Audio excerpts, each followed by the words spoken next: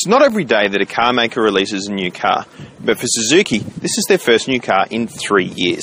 It's a replacement for the SX4, and it's called the S Cross.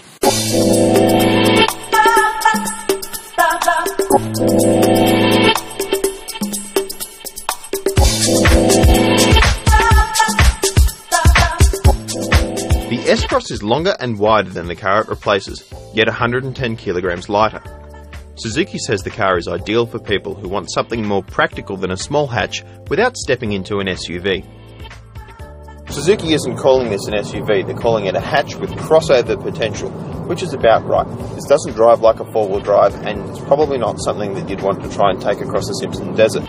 The entry-level car is two-wheel drive, but there is an option for all-wheel drive if you want to pay an extra $10,000 over the base model car, and Suzuki expects the majority of its customers to make do driving the front wheels. So under the bonnet, things have changed from the SX4 to the new S Cross. The previous car was powered by a 2-litre engine with a little bit more than 100 kilowatts. This car has gone down to a 1.6-litre engine with around 86 kilowatts of power, and it feels like it could use a little bit more. The new engine has to work pretty hard, particularly as it only has 156 Newton-meters of torque. The CVT Auto does a fair job keeping it on the boil, though the engine can drone noisily when accelerating on inclines. It's adequate, without being effortless. A diesel engine with nearly twice as much torque is on the way, and it should make for easier progress. But Suzuki can't say when it will go on sale.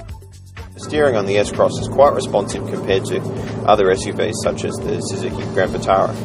The car rides well, gliding over most bumps without much interference in the cabin at all. It has a little bit of body roll, but not too much. Certainly not excessive amounts if you're coming out of a hatch and into something that's a crossover with an SUV. There's plenty of room in the cabin with space for 4 adults and a boot that is larger than most of its competitors. Suzuki says its main targets for building the S Cross were to provide people with a little bit more room and better fuel economy in a package quite similar to the SX4. And they've definitely achieved that. There are some areas where the car could improve, but on the whole, it's a pretty good effort. The S Cross goes on sale officially in January 2014, but cars have already arrived and you may be able to spot one at your local dealer.